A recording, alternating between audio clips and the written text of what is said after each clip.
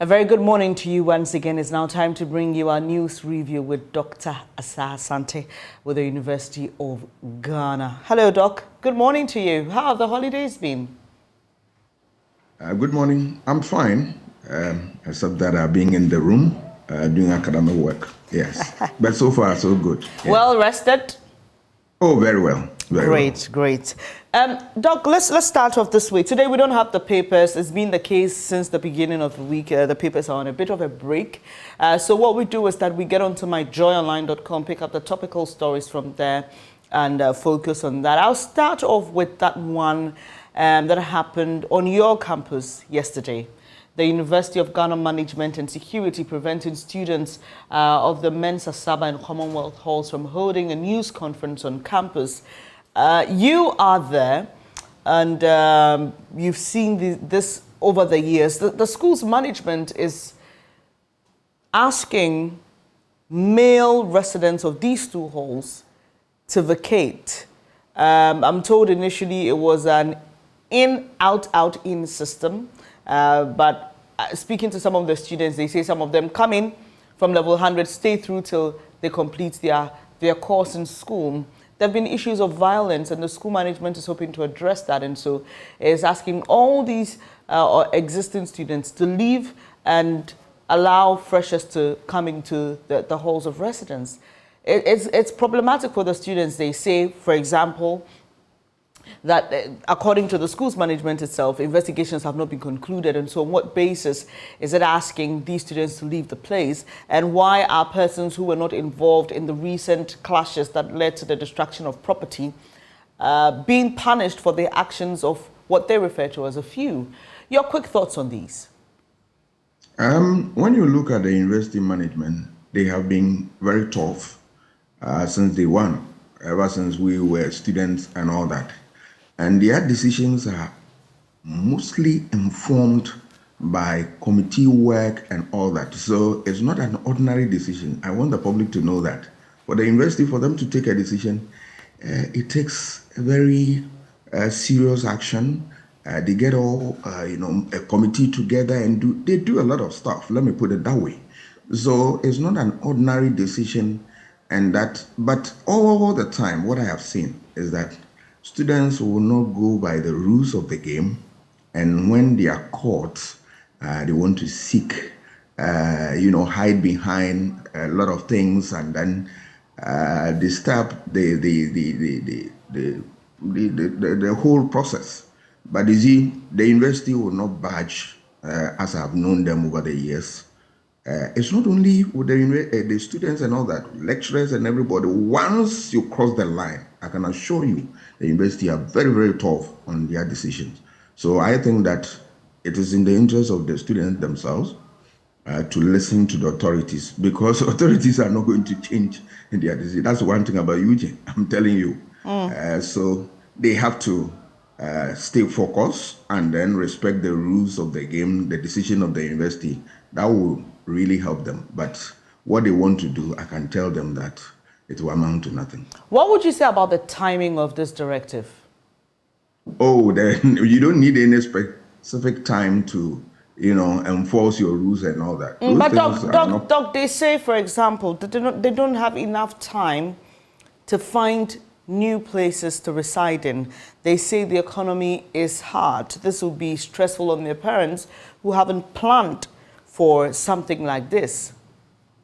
But you think if you breach any rule and you are going to be sanctioned, they look at economic conditions and all those. I mean, no. Yeah, fair enough, Doc. But these people say, according to the university, investigations have not been concluded. Not all the students were involved in the violence. How about that? That is their side of the story. Have you also heard the university side of the story? I must say, we tried to reach the university management for a response, but we didn't get one. Yeah, but it doesn't give us the power to conclude that that's the end of the story or end of the road. There's always two sides to a story. You heard the student story.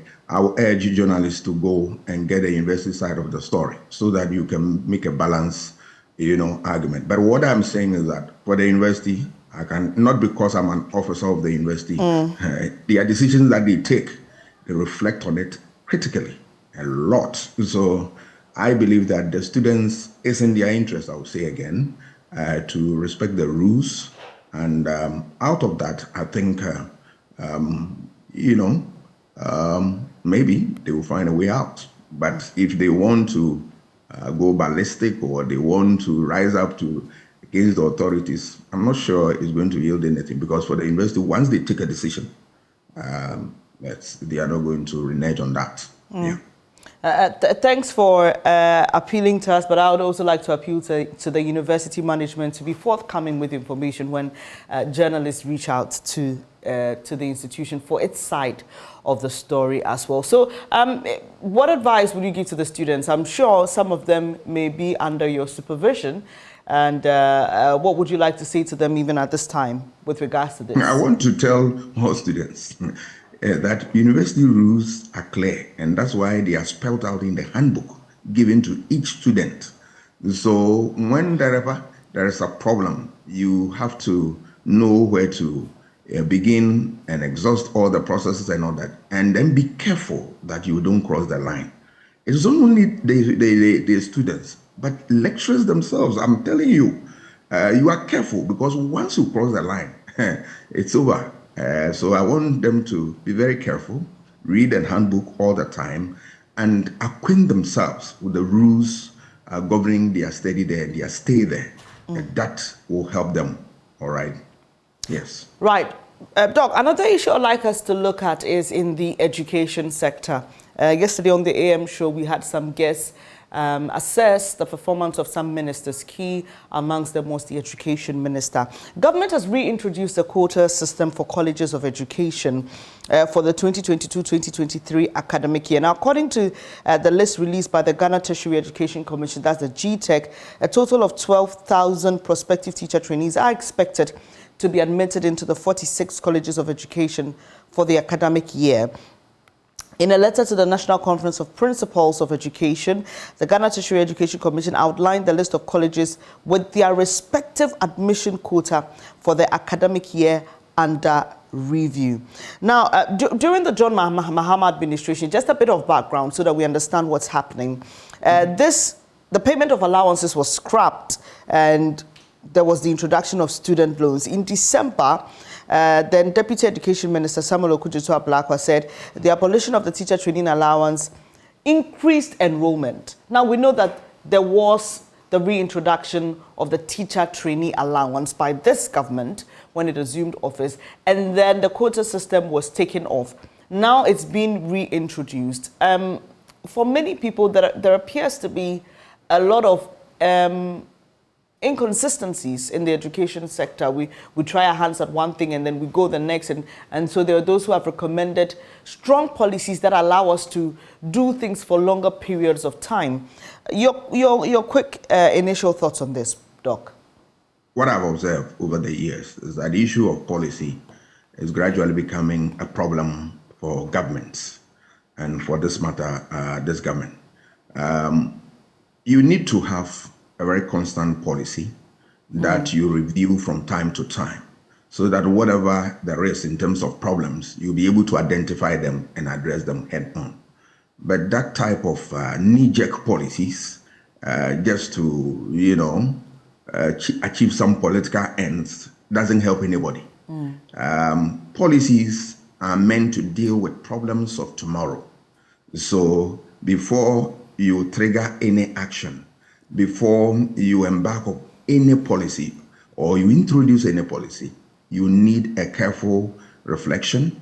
You think through it, identify the problem, begin to know which one that government has the resources to address, and then you begin to introduce it, and then you observe, monitor, and finally you evaluate and see whether the policy is worth maintaining or throwing it out.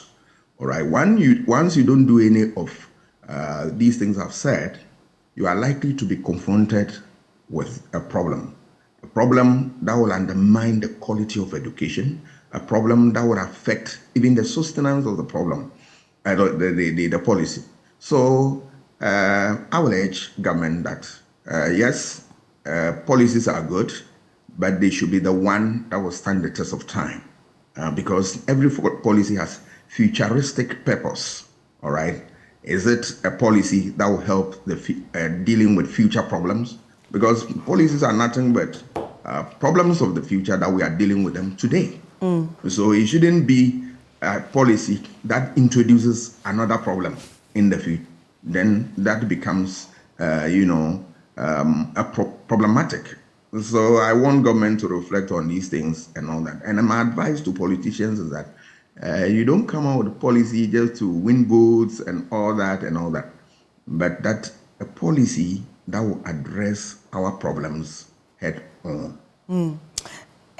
Doc, in May 2017, Professor Kwesi Nyanka, he was then Minister of Education in charge of Tertiary, said the quota system was not going to be introduced, but he cautioned that all applicants, eligible ones, must be given the opportunity to enter our training colleges here in Ghana. I want to believe possibly a review has reintroduced this quota system. What should this mean for the free senior high school program, which is this government's flagship program? There are those who have said, look, you can't continue this way. Students do not pay for anything, no food, no water, no accommodation, everything is free. Should we begin to review the free senior high school policy? There's no doubt that the free senior high school program is very good. It's a good one. But we have what it takes to sustain it. That is the million-dollar question you and I have to deal with. And of course, the real question is before the government to look at it. People have said, people in the industry have given all manner of ideas, but it is yet for government to look at them and handle them very well. So I expect that all that have been said, by now, they've been able to enumerate them, put them together, and they are reflecting so that they will come out with something meaningful. I have no doubt that the policy of free SHS is a good one. It has brought smiles on the faces of parents and whatnot. It is also improving a lot of people and all that. But the problems that are, associated with the policy must be looked at carefully. Otherwise, it has the potential of undermining that beautiful program. And I'm not sure that is what the government intend to have as part of its legacy. No. So I think that because the government attaches importance to this policy, in the same vein, I urge the government to also look at how possible they can review it so that it will serve the purpose for which it was introduced. Right. Doc, it's the last Tuesday of 2022. We're looking forward to a new year in a matter of days. I would like for you to look at the major political highlights of this year. Let's start off with the two major political parties, the NDC, the NPP. They both elected new executives. Your quick highlights on these two.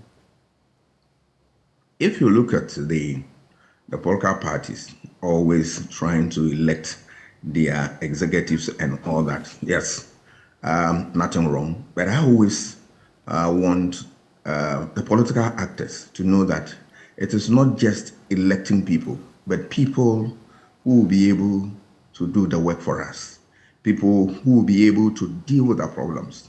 Going to occupy a political office is not just to go and fill the space.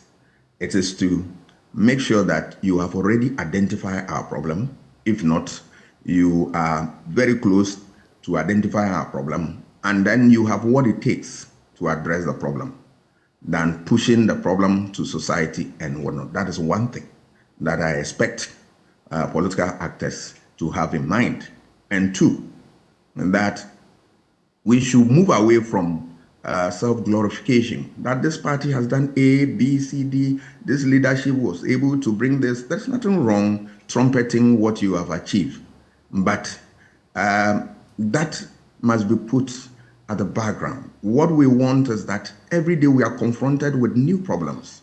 So we want our leaders to be able to have what it takes to address the problems as they come along, and then not also to create problems for us. If you see how this economy has been, managed, it has brought all manner of problems for us, threatening the very survival of this economy. So we believe that these are some of the reflections we may need to make. We should, for once, shy away from, ideological, values that we want to get ourselves glued to. There's nothing wrong believing in ideology. It's a good thing. But that ideology must also, we should link it with what? Productivity. We should link it with what? The betterment of society. So when you have a government or a party for that matter, and it's not performing, be bold and tell it as it is in the face of the political office holder that, look, what you guys are doing will not benefit the society. We need something more and all that. That is the spirit I will urge political actors in the two parties and any other parties to do. That when they have power, we need people who are bold to be able to tell them that the path they are taking is wrong and that the alternative is a good one. It doesn't undermine anything, but rather you energize the political system and make your party better in the eyes of the public. We should also know that power is transient, that from time to time you lose them through renewal processes in elections, and that if you get power, the best you can do is to manage it well so that you address the lingering challenges of society. If politicians become oblivious of the fact, I'm sorry to say that a time will come that people will take them for granted and they will vote for even novices to occupy public office, and it doesn't help anybody. I believe that the political parties that we have, they have what it takes to make sure that we all live and live happily, and that we are able to achieve our dreams, not even full, but to a large extent, if we are able to meet all our aspirations, we are good to go. And let us also remember that we owe it as a duty, as a citizen, as citizenry, to be able to support our state, to be able to deliver on its promise. We owe it as a duty, a legal duty, and also as a moral duty, that what we need to do it well. And checking our responsibilities will not support any meaningful government. And that we must remember that we have no country except this country, and that we are ready and prepared to help and build it for ourselves, not for any other person. Doc, next year is going to be quite intense politically. We expect that some flag bearers, at least for the NDC, will be elected. Looking forward to the major elections in 2024. What are your expectations? I want the political actors to know that looking for power, it doesn't mean that you need to destroy this country in order to build. If anybody has that theory, he must be quick to take it off his mind, all right? So that you don't do anything to undermine the status quo. Just make sure that you have the right manifesto that addresses our problems, that even has there is a vision inbuilt in there for us to know and follow, that this is the direction you are taking the country to if given power. And then we also want the political actors to also have messages that resonate with people, messages that also address our problems, and messages that we can, put a finger on and know that these are messages that really will stand the test of time. And based on that, we as the voting body will go and vote based on this. We should not be moved by material things that we gain from elections and then undermine our own future in the electoral process. What do I mean? People accept, hampers, gifts, and all that. And the very important decision that they need to take in politics, that is voting, and voting effectively for people who have what it takes to lead us. We throw these things away and then accept gifts and whatnot. These things do not help us. We'll come back to have leaders who have nothing under their sleeves to share with us. And at the end of the day, they create problems for us They run through the window to the IMF and World Bank and whatnot, and then we become the ultimate losers. We must be very critical in these things, and that don't pander to anything. Let us be bold, firm, and take those decisions reflecting upon them thoroughly. Once we do that, that should dovetail into the process where we have the enabling environment. We have always trusted our security, despite the fact that sometimes they have few problems here and there. It's a normal human institution, we expect that. But we must also help them so that they protect us and support us throughout the campaign period to elections and beyond, by making sure that we make their work less difficult. More often than not, you see political actors create problems for security. Sometimes I pity the security officials that they become helpless. They are caught between the devil and the deep blue sea. You see political actors at the opposing side, putting them in a very difficult situation. Let us not create that situation for our security people. Let them do their professional work so that at the end of the day, we all will come back and look at what they have done. And then if they are wrong, we can correct that. It is important. So let us all help to create the enabling environment. But much responsibility lies on the incumbent government, that they need to set the example by making sure that the environment is devoid of, fear, tension, and all that. We don't need that in an election. They should create the enabling environment. Other political actors should make sure that we have such environment existing so that we'll be able to go and exercise our franchise peacefully. What we saw in 2020 election, especially the shooting that claimed 8 lives, I don't want, and I'm not alone in this regard. Every Ghanaian doesn't want any human blood to be spilled in order to win power. That is a blot on our political exercise. We don't want a repeat of this. We don't want. So we urge everybody to comport themselves, and then want the security agents also to work within the framework of the law. We should be able to stand firm and correct these things, because people are looking at our democracy.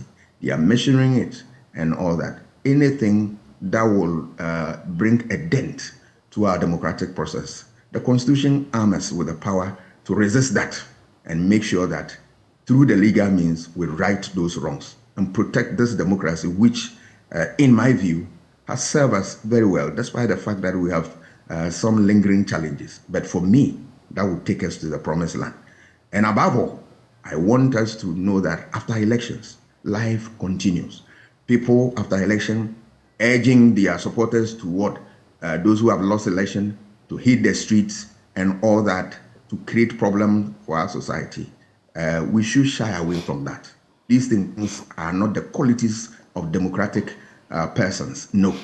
If you lose election, accept defeat and abide by the rules of the game.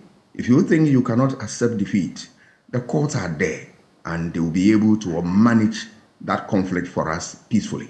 But taking the law into your own hands, and you believe that, look, the only way out to urge people to be in the street, the only way out that you urge your supporters to go and vandalize state property, electoral materials, and all that. The only way out that you want to do is go and undermine the whole electoral process will not help anybody. And that we should be bold to resist all those temptations that are likely to plunge our country into difficulties. We will not support that. And the security agencies, we want them to be up to that tax. And then every support we also have to give them, so that the whole 2024 will be peaceful. We need a peaceful environment to go and exercise our franchise. Whoever becomes the leader of this country, we pledge all our support and work towards his vision and all that. Finally, Doc, at this time of the year, people reflect, they take stock, they take their New Year resolutions coming into the year and try to take out those that they've been able to achieve and the ones that they may have to postpone to the coming year. Many people look forward to the coming year in different ways. For some people, it's relying on 31st night prophecies, which has been the norm in this country. The police has once again reminded pastors and religious leaders of what it terms as illegal communication of prophecies. And remember, this directive was greeted by mixed reactions last year. The police has adopted the 27th of December every year to commemorate and remind pastors and religious leaders of this particular directive on illegal communication of prophecies. What's your take on this? Well, I believe the position of the police is the right one. All right, you don't want to create fear and panic for people because your God has spoken to you, or what you believe in, you want to share with the public. I am not anti-religion. I believe in what I believe in, and I think that is the case for everybody. But that whatever you believe in should not undermine my survival, should not threaten me, and all that. That is the spirit that I want people to work with. And then we should also, yes, in spite of the fact that we are religious animals, but we should also know that the world was created not through religion. The inventions we see and all that, it's not through religion and all that. It's through hard work. By dint of hard work, we need to work. We need to what? Imagine and create. Development is the basis of what? Imagination. You just imagine, you think through critically, you create, you sustain, and then you move on. That is all. Yeah, the religion will come in secondary to support you and all that. But if you don't apply your own self to it, I'm afraid the religion becomes what? Empty. All right. Let us build on that spirit, the spirit of what? Thinking, imagining, creating things for ourselves. These days, if you look around, you see creativity around, and that is what we should emulate and then help build our country. There are a lot of things we need to sit down critically and think about them and find solution. And always you see a section of our people, they believe that yes, prophecies will help them, that it's religion, that is the way and all that. I'm not anti-religion, I've said it. But I believe that there is a practical aspect to our life, that the problems that will confront our society, we need to be critical, think about it, and then what? Address them head on. And that we should know that the pen was not created because of what? Somebody has, prophesied or has had listened to the voice of God from somewhere. It was through imagination. All right. This laptop that is before me was created through imagination, creativity. All right. And then we get here. Later, you can add your prayers. We should look at other examples of the world. There are places where religion is secondary. They move on. All right. I'm not saying that is the direction we should take, but that in spite of everything, our religious beliefs, we should know that the world experienced a lot of good things, and it's through what? Creativity, imagination, and then hard work. It's not through prayer and any other thing. Those things come secondary. And that if you want to rely that as your primary focus, I'm afraid we will fail. Let us take that advice and then help build our society. You see people getting prophecies and they are so worried. And they want to even end their lives and all that. Why do we create problems for our society? Those who prophesy, I always want to ask them, why can't they also, the God that spoke to them, they demand answers to the problems and help people to what? Deal with so many problems. Let them walk to hospitals and get people what? Heal. Let them get to places and then create, something that will help society. And then that fear, that panic that is associated with such prophecies, I believe that they should reflect on that and then do as the IGP is saying. It will help all of us. If the society is without fear, panic, and all that, we have that framework of mind to work and support us. I'm sure that is the whole IGP's call, that let us apply ourselves to the problems that confront us, and let's deal with that. You can pray in your room, you can do whatever you want to do, but don't come out and scare anybody. And that, I believe that is a good call. We must heed to that. It will help us. It will help us a lot. But let's think that the things that will bring about development is far away from prayers and other things. It's about creativity. I read a book and the author is saying that development is nothing but what? Imagination. Let's imagine, let's create. Look at the way people thought of a problem walking from Bolga to Accra. Somebody developed a car. It's imagination. And today we smile. Look at a lot of miracles that information communication technology is throwing out to us. It's out of what? Imagination and creativity. Religion comes in secondary. Thank you for your time this morning, Doc. We are really grateful that you join us every morning and every week, every time that we call on you here on the AM show. From my team and myself, we say a very big thank you to you for all the times that you spent with us and wish you the best of the coming year. That's Dr. Asa Asante. He's a political science lecturer at the University of Ghana, Legon. Coming up shortly is AM Sports, and much later we'll delve into our big stories. We are wrapping up the year. A lot of people are complaining about the economy, but there are opportunities too. We'll be exploring that with our guest here later on the show. And water is life. It regulates your body temperature and keeps you alive and kicking. Awake is premium purified water treated through a strict purification process to ensure that every bottle on the market refreshes you better. We have the perfect sizes for all occasions: 330 ml and 500 ml bottles to fit your pockets and bags, 750 ml for the heavy drinkers, and 1.5 liters for those who always want more. We've introduced our special 19-liter jar for offices and homes. Now you just need to stay awake with Awake purified drinking water wherever you go. Come on, grab a bottle of Awake water and get quality hydration.